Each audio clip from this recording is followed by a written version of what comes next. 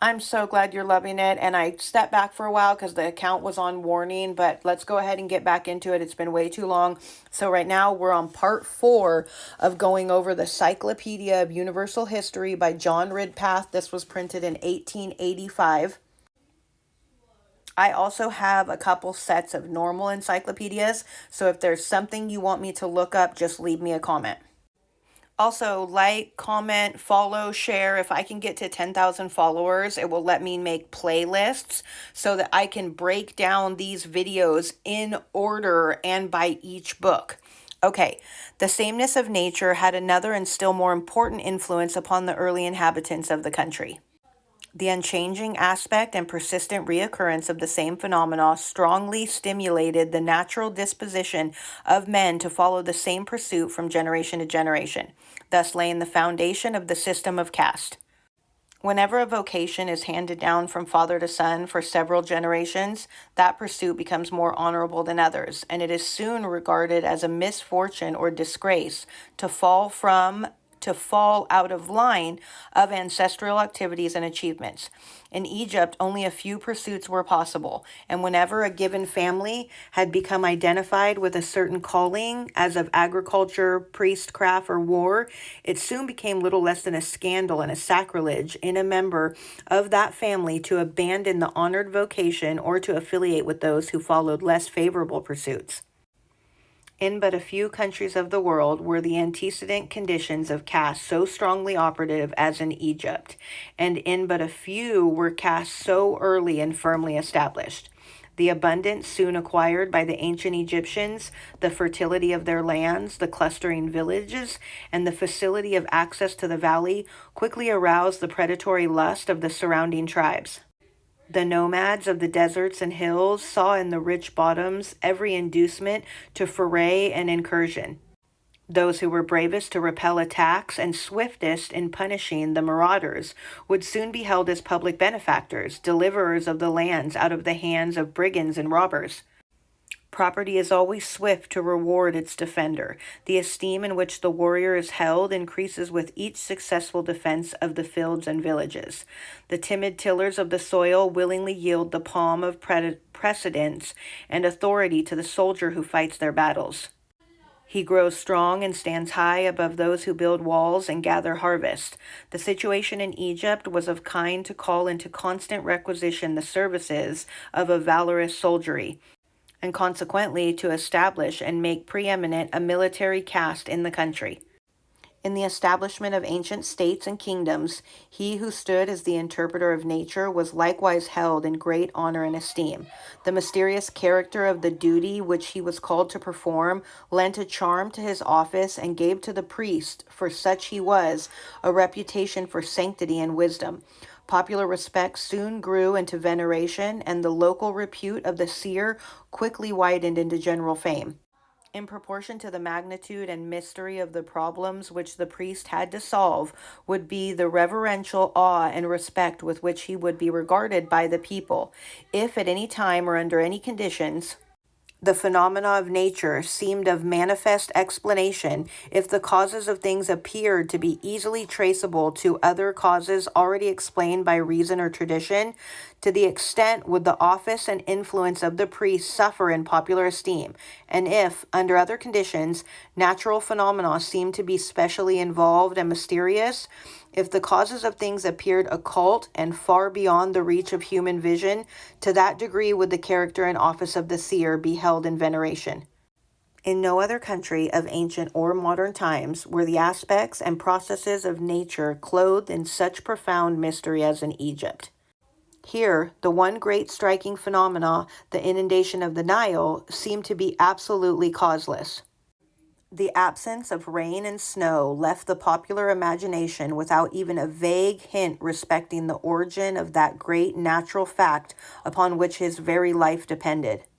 The source of the river being inaccessible by distance, and the inner position of the cataracts, which effectively barred upstream exploration, seemed almost as remote and infinite as the origin of the annual flood. The solemnity of the procession of the planets and stars, obscured by the tree or mountain or cloud, heightened the effect of the mundane mystery. As the yellow, turbid waters swelled bankful and slightly overspread the valley, rising higher and higher without apparent cause, driving the flocks to the higher grounds and the people into upper compartments, the ancient Egyptians found themselves in a situation strangely combining the hurry and commotion of cities with the solitude of the seas. They who, in the midst of such phenomena, seemingly causeless and preternatural, assume the task of accounting for the order and the cause of things, that is, of constructing a system of natural and religious philosophy, would from the beginning be regarded by the people with peculiar awe and veneration. Even the powerful soldier class would do reverence to those who explained and perhaps influenced that hidden world of mystery from which proceeded both benefits and disasters. The natural environment in which the civilization of ancient Egypt was planted was exceptionally favorable to the development of a priestly caste, separated from the people and specially powerful in the affairs of the nation. In a country of hills and rivers and forests, the people are easily divided into distinct communities, having diverse taste and conflicting political interest. In such a situation, there is a natural tendency to the development of popular institutions. Republics spring up and flourish under conditions of struggling personal interest and antagonistic political preferences. In countries where the physical and industrial situation of all classes is the same, institutions of an opposite sort are likely to prevail. Monarchy finds its natural soil in the sameness of the situation of its subjects, and this was peculiarly the condition of ancient Egypt. A great number of civic communities, some greater, some of less note, but all in like relation as to soil, industry, disposition, interest, and physical surrounding, could but suggest a strong centralized government, despotic in its nature and military in its methods. The situation was such as to foster and develop a race of warrior princes, before whose ambitions the liberties of the Egyptians would fall an easy prey. Such then was the ethnic origin of the people of Egypt, so far as it is understood, and such were the antecedent physical conditions by which that people was most deeply impressed during the formative period of Egyptian nationality. From these conditions arose the peculiar institutions which flourished for so long a period in the valley of the Nile. The ancient Egyptians were a people of great power and vigor, but without the passions and caprices of most of the European tribes. The constitution of race was at once elastic and conservative, energetic and restful, obedient and pertinacious. It was a race self-conscious without egotism, haughty without disdain, laborious without great motives, ambitious without enthusiasm, warlike without the spirit of conquest. In physical form, the Egyptians were closely allied to the Asiatic people with whom they were ethnically related.